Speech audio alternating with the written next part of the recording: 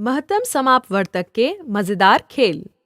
चलो महत्तम समापवर्तक और लघुत्तम समापवर्त्य से संबंधित कुछ मजेदार चीजें व युक्तियां देखें। आओ दो संख्याओं पर विचार करें, 14 और 70। तो यहाँ 14 के अभाज्य गुणनखंड हैं 2 और 7 और 70 के 2, 5 और 7। तो साझे गुणनखंड हैं 2 और 7। हम इनको गुणा करते हैं और गुणनफल मिलता है 14। तो हमारा महत्तम समापवर्तक है 14। आओ एक और उदाहरण लेते हैं, 25 और 150।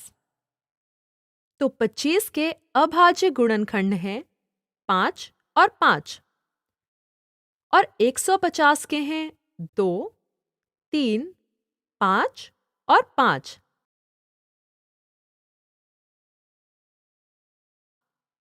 तो साझे अभाज्य गुणनखंड हैं 5 और 5। 5 गुणा 5 और इसका गुणनफल 25 है, इसलिए महत्तम समापवर्तक 25 हुआ।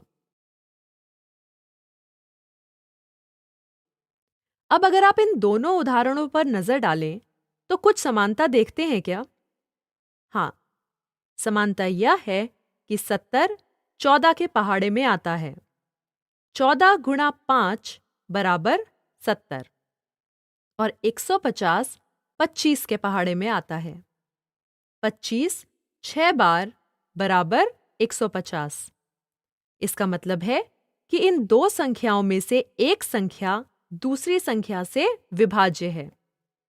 अतः यहाँ पर नियम यह है कि यदि एक संख्या दूसरी संख्या को भाग करती है तो भाजक मतलब जो संख्या भाग कर रही है वही महत्तम समापवर्तक कहलाएगी। इसलिए पहले उदाहरण में 14 भाजक है, इसलिए 14 ही महत्तम समापवर्तक कहलाएगा। दूसरे उदाहरण में 25 महत्तम समापवर्तक हुआ। आप इसे अपने आप भी जांच सकते हैं। किन्हीं दूसरी संख्याओं के साथ कोशिश करें, जैसे 10 और 20। 10 महत्तम समापवर्तक होगा और 3 और 15 में 3 महत्तम समापवर्तक होगा, इत्यादि।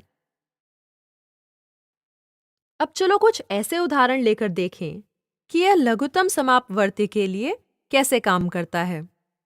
तो फिर आपके पास वही अभाज्य गुणनखंड हैं और वही संख्याएं 14 और 70 और लघुत्तम समापवर्त्य 70 आता है।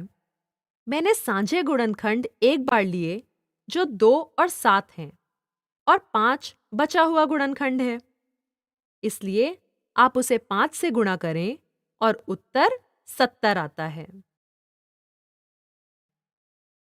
दूसरी संख्याएं 25 और 150 लें।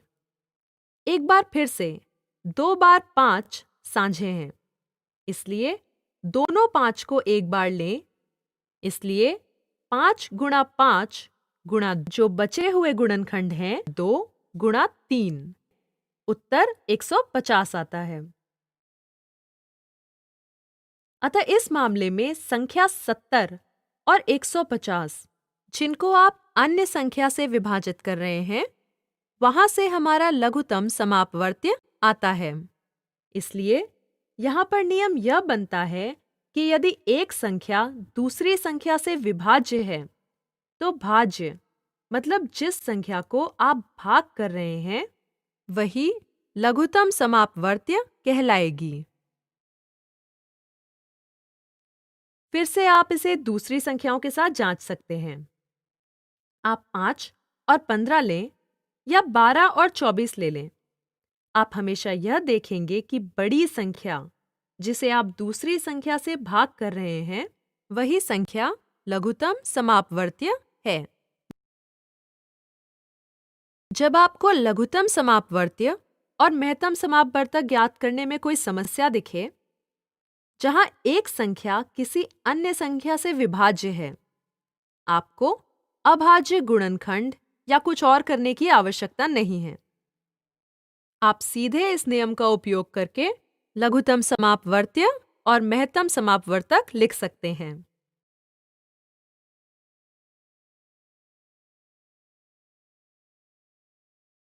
चलो कुछ मजेदार चीजें देखते हैं।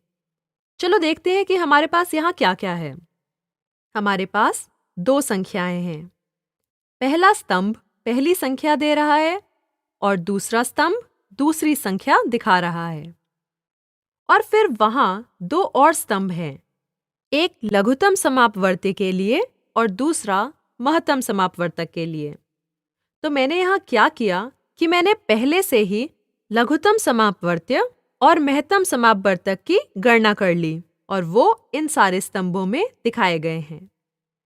तो 8 और 20 के लिए लघुत्तम समापवर्त्य 40 है और उनका महत्तम समापवर्तक 4 है।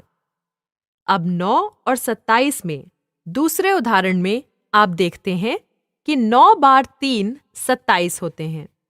इसका मतलब है कि जो युक्ति हमने अभी अभी सीखी उसके अनुसार 27 लघुत्तम समापवर्त्य है और 9 महत्तम समापवर्तक होना चाहिए।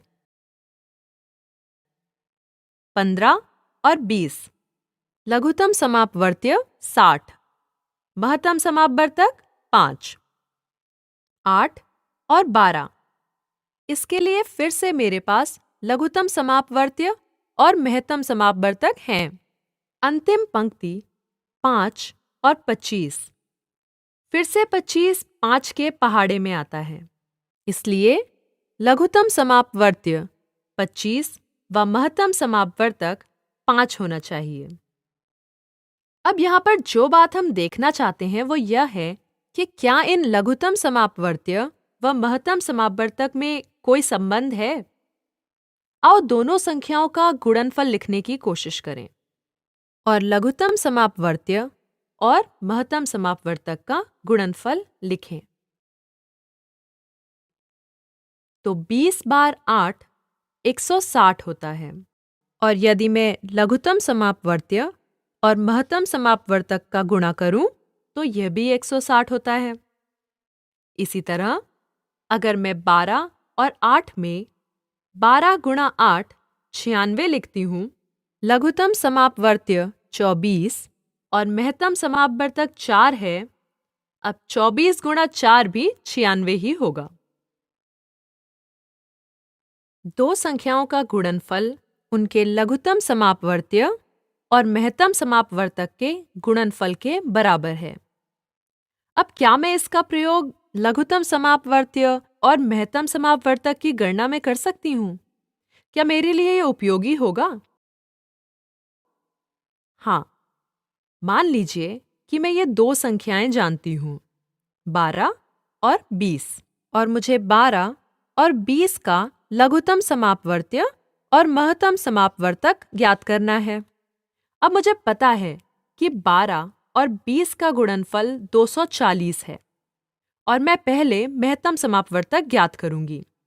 मैं यहाँ क्या कर सकती हूँ कि मुझे लघुत्तम समापवर्त्य ज्ञात करने की जरूरत ही नहीं है, क्योंकि मैं सीधे 240 को महत्तम समापवर्तक जो कि 4 है उससे भाग करती हूँ और मेरा उत्तर है 60, जो कि 12 और 20 का लघुत्तम समापवर्त्य है।